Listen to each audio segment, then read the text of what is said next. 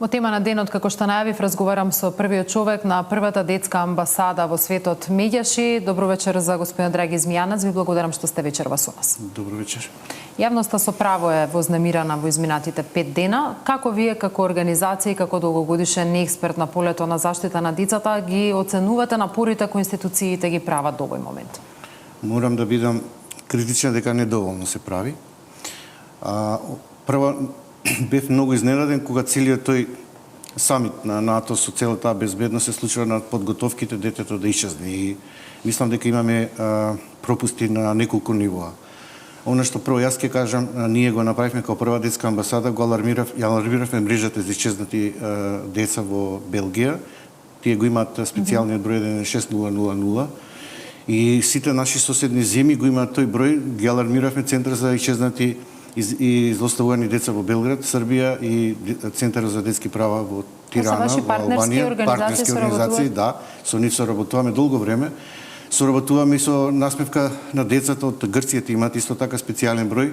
Видовме дека објавиле вчера, претпоставувам по вашата дојава. По дојавата во Брисел. Она што сакам да кажам за специјалниот број 16000, ние се залагаме уште многу одамна да се хармонизира во Македонија заедно со 16111, тој европскиот број. И мислам дека Ало Бушавка има капацитет тоа да го прави. Инаку детската амбасада е дел од Националната комисија за трговија против трговија со лица, односно илегална миграција, подгрупа за трговија со деца. Го информиравме Министерството за внатрешни работи и бараме од нив да ни каже што треба да се превземе. Оно што не достига во тој моментум кога девојчето исчезнало, има неколку активности кои ги прави Хрватска и Србија. Например, што е поразлично?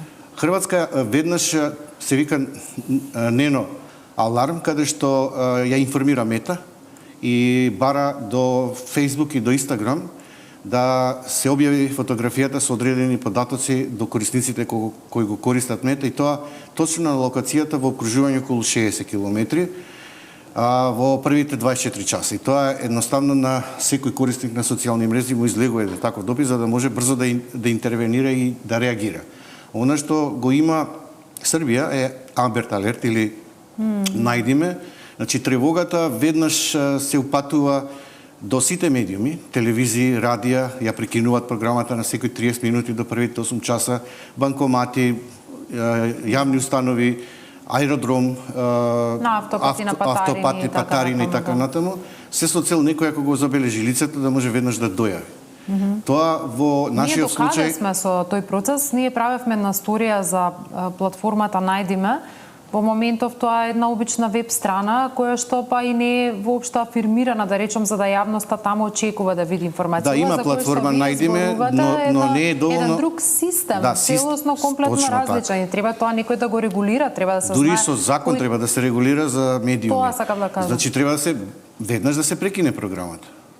Значи секој што има шанси, дали ќе слушне на радио, дали ќе слушне на телевизија, дали ќе ако иде преку хрватскиот модел на социјалните мрежи, дури хрватскиот модел предвидува и после 24 часа ако се најде детето, да и се ги известат корисниците дека е успешна потрагата. Тоа што јавноста се вознемирува. Но она исто така што загрижува во последните 3 години во Македонија од 64 исчезнати малолетни деца, од 74-65 се најдени, значи 9 се уште се трага, односно се водат како исчезнати, и навистина ова е голема бројка, иначе на светски, односно во европски размери има податок дека се околу 300.000 исчезнуваат годишно или на секој 2 минути по едно дете. Сериозен е проблемот, еве денеска прочитав и во Грција дека има девојчиња на 13 и 14. Така да јас би ги замолил институциите навистина да овозможа да се хармонизира тој европски број 16000. Сте разговарале со нив околу овие прашања и за европскиот број, но и за Amber Alert система? Се потсетивме пред 10 години, имавме состанок токму со представникот насмевка на децата од Грција кои го имаат овој број, и на тој состанок ни учествува и од МВР луѓе и АЕК. Многу е сложена постапката, процедурата и навистина треба да се најде мобилен оператор, бидејќи сакаме тие два броја да бидат бесплатни и операторите да ги покријат услугите за нивното користење. Колку констатирав само на почетокот, мислам дека тоа секому е јасно дека јавноста е страшно вознемирана по ова исчезнување на дете на пат кон училиште среда центарот на главниот град, нешто што до сега барем не се сеќаваме дека се случило. Колку ваквите случаи се причина за една генерална загриженост и она што секој од нас си го мисли, секое едно дете е загрозено во ваква ситуација. Она што не достига. Секогаш превенцијата треба да биде на чекор пред оно што успева да ги злоставува, злоупотреби или измами децата. Треба децата да бидат сигурни во комуникација преку социјалните медиуми, затоа што има случаи кога децата се жртви на одредени измами преку социјалните медиуми. За овој случај немаме точни информации, се уште не се знае, треба да се истрагата да биде со некаква завршница, се надевам позитивна.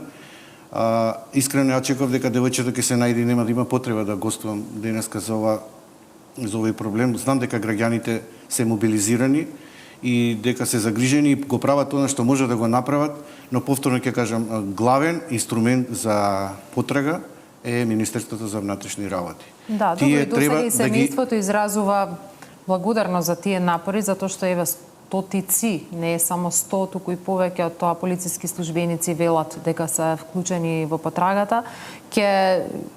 Ќе пружиме доверба кон процесот со надеж дека успешно ќе заврши, затоа што 5 дена, многу време се поминати. Треба да оставиме и да дадеме поддршка и на семејството кое што сите овие информации доаѓаат до нив. Кои се според вас, господине Змејанац, најголемите закани за децата денес? Сајбер просторот.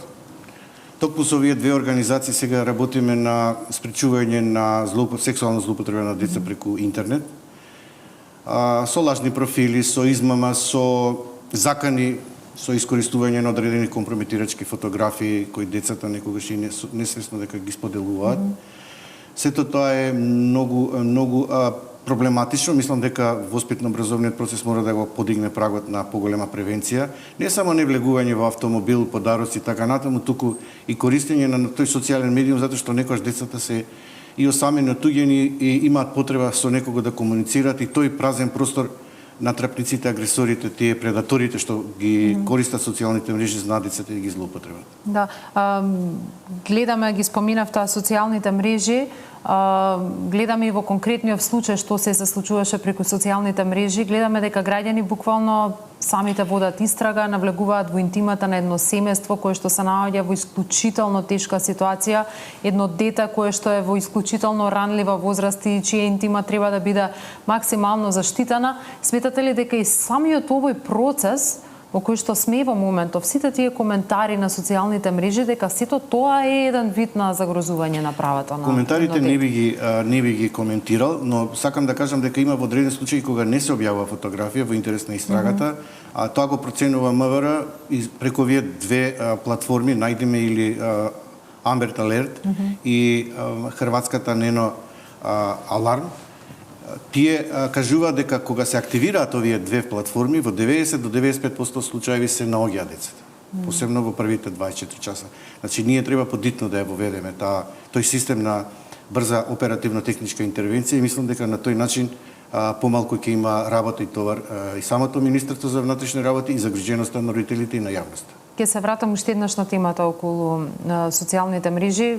Во минатото, кога и вие, па и јас, кога сме биле деца, доколку детето ви е дома и го гледате пред очи и се чувствувате дека е безбедно. Стравовите биле на улица, на училиште. Меѓутоа сега со користењето на социјалните мрежи и различни алатки, веќе можат ли граѓаните да мислат дека има такво место во кое што децата им се целосно безбедни од било какви закани? Уште 2008 година со Метаморфозис издадовме водич за родители, наставници и деца како да ги користат социјалните медиуми за да бидат сигурни околу права на приватност, несподелување на лозинки, фотографии и така натаму. Така да мислам дека у тој дел има нешто, некој чекор напред, но повторно ќе кажам, има ситуации кога има и родителска контрола, можност тоа се разбира за колку што се децата помали, каде ќе се чува лаптопот или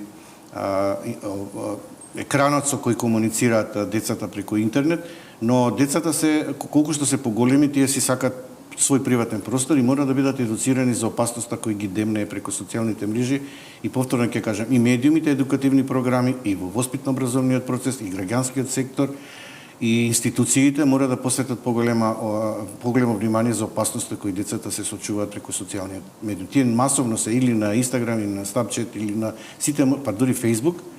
И мислам дека на тој начин можеме да им помогнеме околу поголема предпазливост и превенција.